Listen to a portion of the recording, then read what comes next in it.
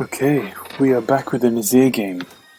So, I've had quite a few successful Azir games, but what made this one a little bit more special than the rest was how well my team did, considering we spent most of the game, around 90% of the game, without a top laner. So, around level 6, level 5, Mordekaiser in top lane, he just left the game. So we were left fighting 5 of them, and only 4 of us without our tank. And considering that, we did really well, and we went on to win the game via a surrender. So just chose to showcase this game.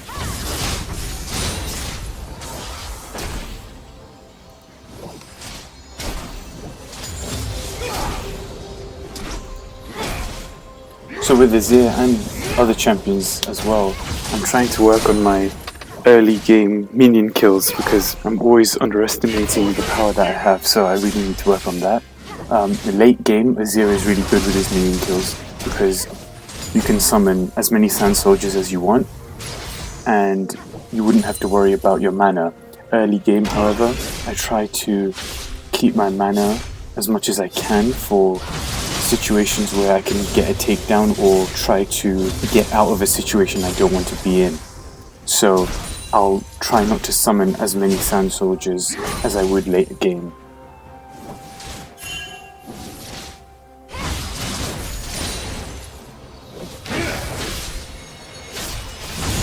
So a breakdown of Azir's abilities.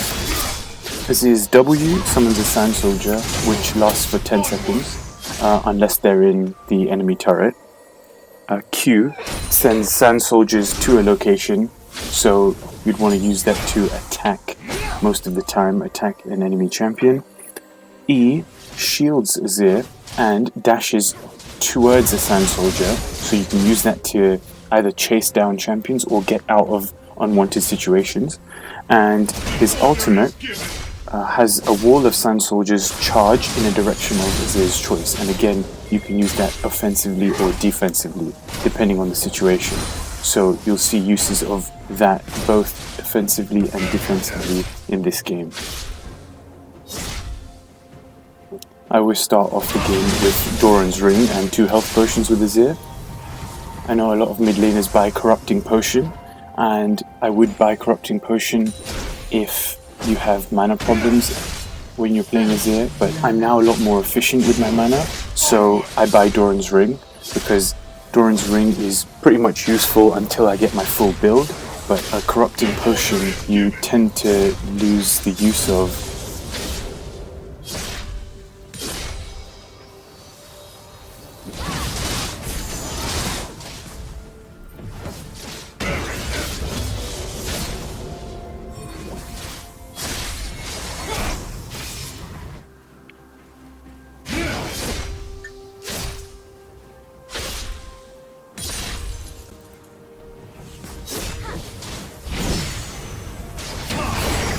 So there you would have seen that I used my E to shield myself defensively and get myself into the safety of my turret zone. And when I play mid lane, I tend not to have teleport, and instead I keep ignite for situations like that. I don't know if I would have been able to chase him down because everything is on cooldown, and Hecarim is quite a fast champion compared to Azir. So I'm glad that I had Ignite in that situation and it was enough to get the kill. So that was the first of many. I didn't need to push just there when I did, but what I just wanted to do was push the lane so that I could go back, get my mana and restart. I used to have a bad habit of not pushing the lane before I went back and I'd lose 1 or 2 plates. So now I'm trying to get into the habit of pushing the lane when I can, so that by the time I get back my turret is untouched.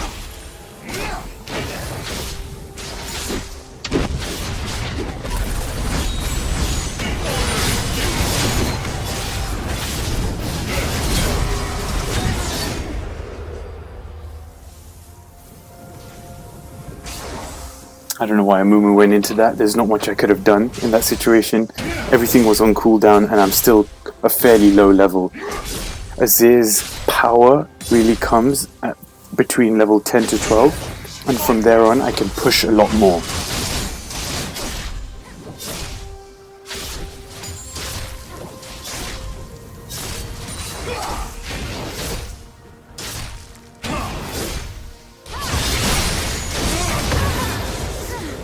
So in that situation, I used my Emperor's Divide offensively.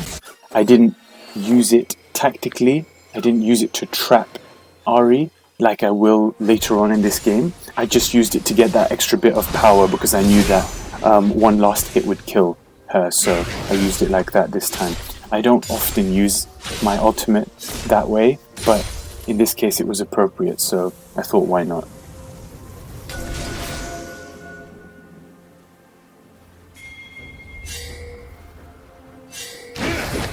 Okay, so if a Mumu stays as bait, I should be able to get Illaoi. Oh, that was good enough. So although not a good move from a Mumu to go after Illaoi like that, especially being a lower level than her, it was good enough for me to get a takedown.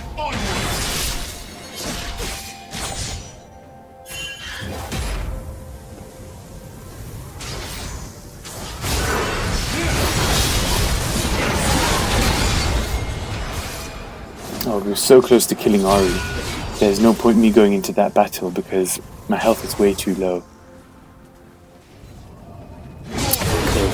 Okay. That was extremely close. I was so annoyed at that point to not live.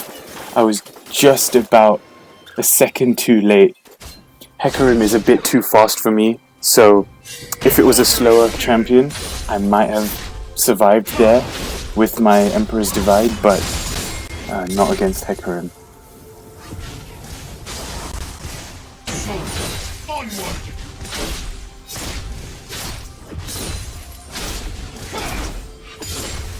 Blue team double kill.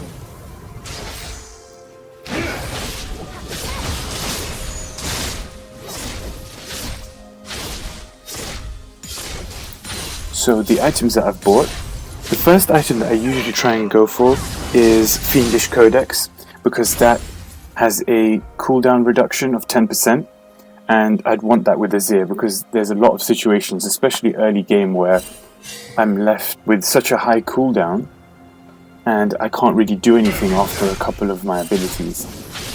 So Fiendish Codex usually comes first. If I'm not really having mana problems, which I usually don't anymore, I try and build Nashes, so I get my attack speed as well as my cooldown reduction.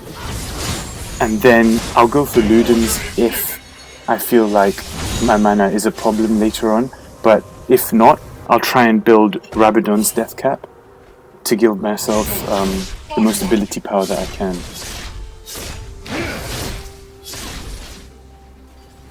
So right now I'm just keeping a track of my minion kills. On my team I have the second most. That should have been good enough from a Mumu to get the kill, so that was perfectly done by him. I think this was a beginner Mumu as well in this game. I won't judge his play too much, but that was a good play right there.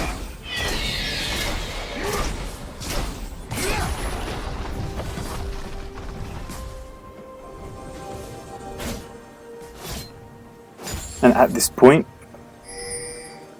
Mordekaiser has fed Illaoi 4 kills and then just left the game a couple of levels ago, so we're all on our own.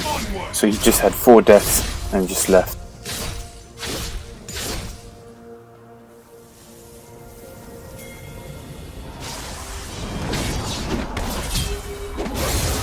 I didn't want to summon my Sand Soldier instantly because I thought Amumu could get the kill, but it seemed like he was in trouble, so I summoned my Sand Soldier, and good thing he got the kill. I didn't want to steal that from him.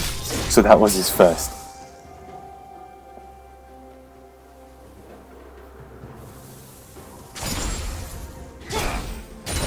The order is given. Onward. So you can tell now that my minion kills are becoming a lot more efficient. So they're getting a lot quicker, and I'm able to kill more of them than I was before. So Azir is getting a lot more powerful, and I can already tell. And that's why I have the confidence to roam like I am. Turret plating will fall soon.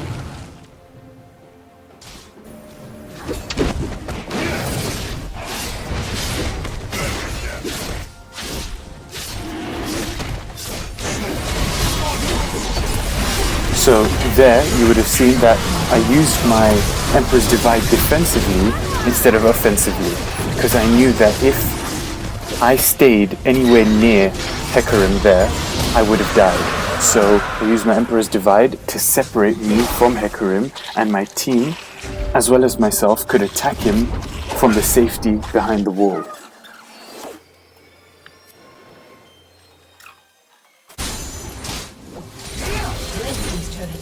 Yeah, so top lane's not doing well at all. No top laner on our team to defend top lane, so this is going to be a bit of a struggle. I remember at one point telling my team that we should just surrender. We weren't doing so well at some point in the game, and I was convinced that we should keep going, and we ended up winning. So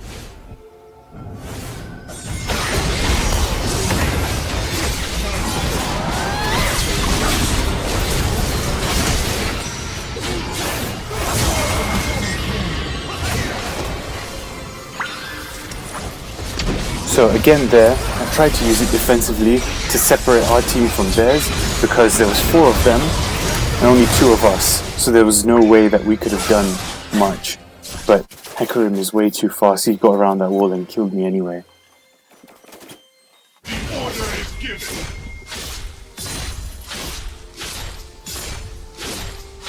Right now ratio is 4-2, not so happy about that, but at least we've got a Jhin bottom lane who's doing really well, 7-3, so he's definitely dominating bottom lane. Shut down.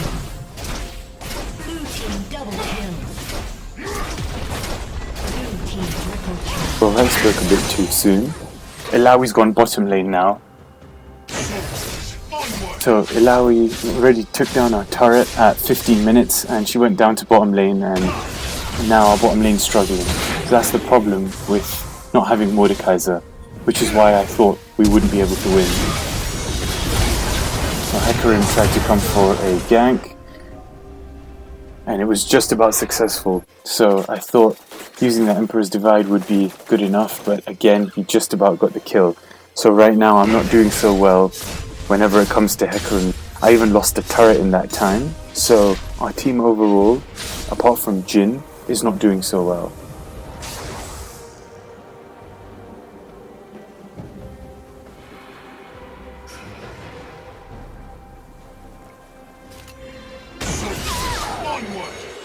Why can't all kills be that easy? The order is given.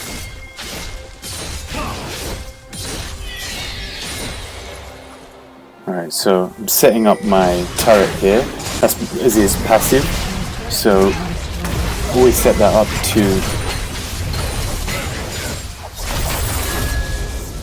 so that I don't have to worry about what's coming from behind, like that. So if it wasn't for my turret contributing to that kill, I probably wouldn't have been able to kill Ilawi in that. Now Hecarim came, another one.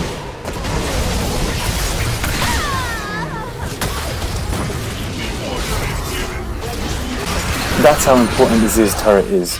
So without it, I wouldn't have been able to get the 2 kills that I did, and same with Jhin and his kill.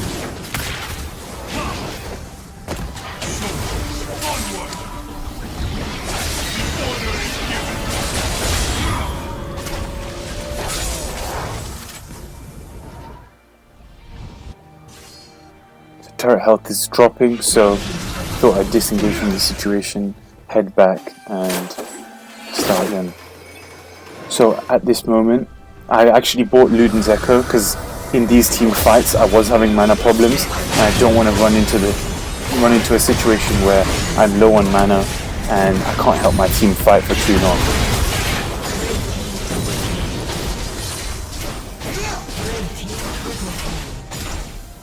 Jhin is killing it, so we do have some hope at this point. Jhin held the team together.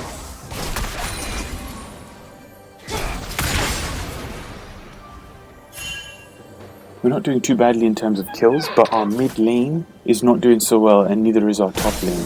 So they're definitely just a bit ahead in terms of map dominance. I saw Ahri bottom lane on her own, so I just thought, looks like a free kill.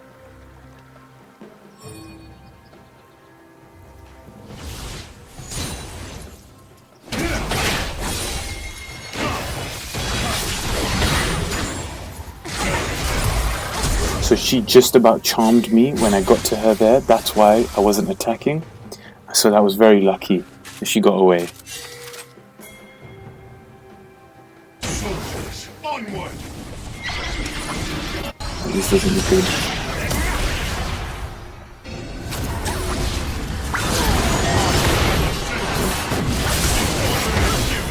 Okay, here I should have just left. I don't know why I stayed. I don't know what made me think, let me stay, let me stick around and kill a ward. So me trying to kill a ward actually got me killed. That was the stupidest decision. I actually just about got out of that battle and it didn't work out. So our entire team died there. The ones that are still playing anyway. And it was at this point where I'm thinking, okay, we can't win.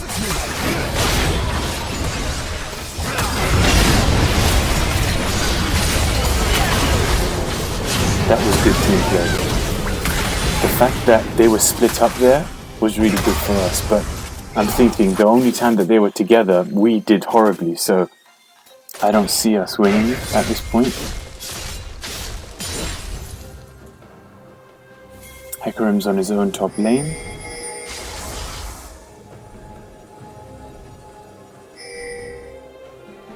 Looks like another free kill. Amumu, of course, goes in on his own. He gets out. Should have waited for me, because at this point I have my ultimate, so I would have been able to trap him potentially.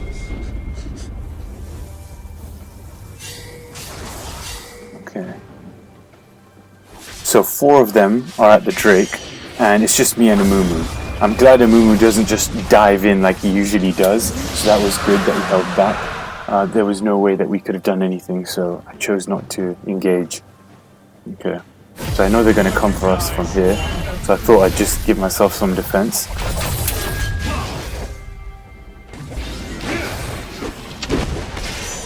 And of course Amumu jumps in, but it was good enough bait to get a kill, and a second before he dies actually, so that's the 3rd kill. So 1 death on our team for 3 on theirs, so not bad. Okay, so that was the first time that I've actually used my Emperor's Divide offensively. So instead of using my Emperor's Divide away from the turret, I trapped Hecarim within the turret zone so that he could be attacked by the turret while I'm safe away from him on the other side. And it was just about enough damage for me to be able to kill him once he got around. So first time I've used it offensively this game. Most other times I've actually been forced to use it defensively.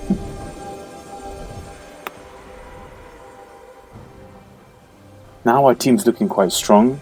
15 kills from Jhin, 11 kills from me. Well, that doesn't look good for our team at all.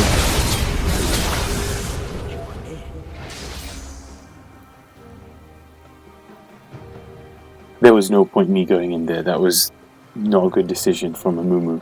I don't know why he jumped into a battle with 4 of them alone. I wasn't going to save him that time.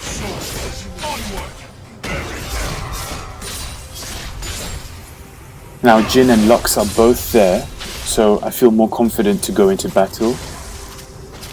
So let's see how this one goes. I don't know why. I think Ahri was just a distraction so that they could take Nasha.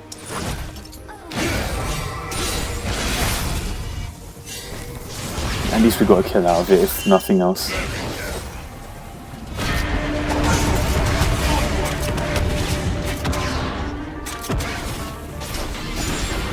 Well, thank you, Jhin, for the funky music.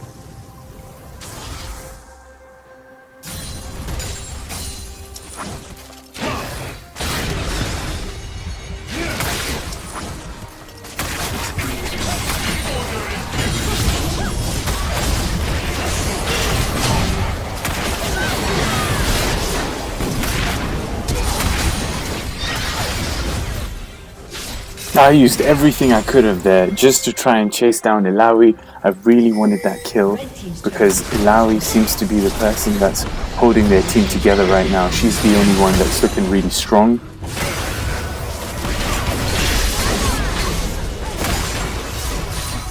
That was perfect. Okay, now we're looking quite strong. That was a bold move from Hecarim, but it actually seemed to have a lot of impact. So I got killed because of that. Hecarim got a kill because of it.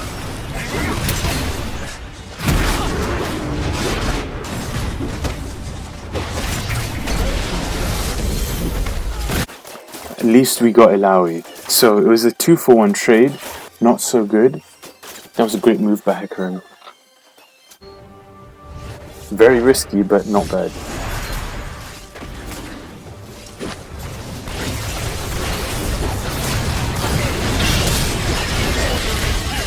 Okay, 1 down. 2 down. 3 down.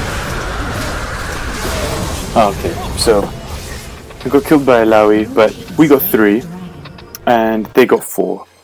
So, not the best, but not too bad either.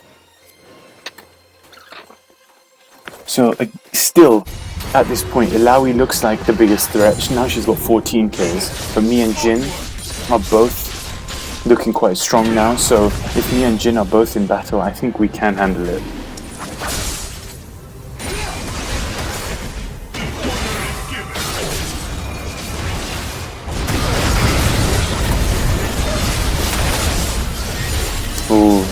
Hecarim chose not to. Good choice. Alright, Ilawi's down. That's a good sign. Yasuo's down. Perfect.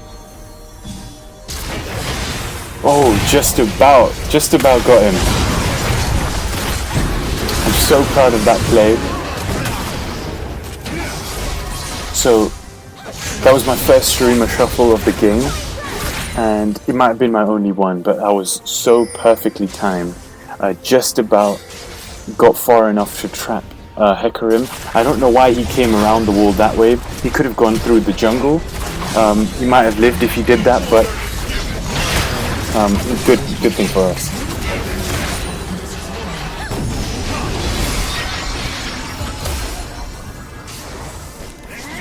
Okay. Inhibitor down, and now main turret down. That's perfect for us. Okay, both main turrets down. Now then, Nexus is vulnerable. I think this looks really good for us now. It was that one play that changed the entire game.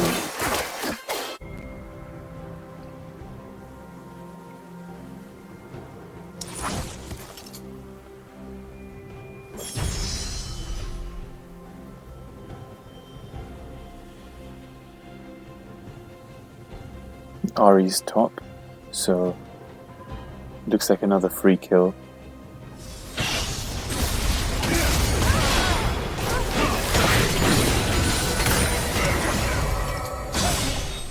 I think that was a desperate attempt to try something. I don't know why she came top lane alone.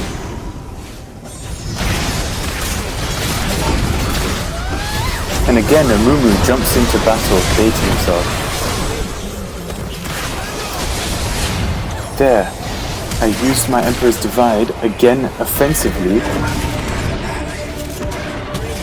I used my Emperor's Divide there offensively again, trapping Ilawi in my group.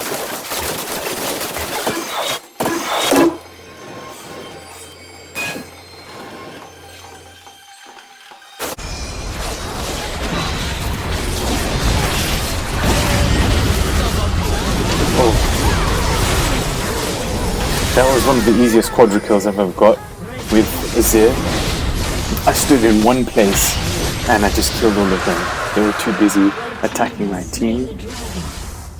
And I think that was enough to push them over, so they surrendered after that play. And that's the game.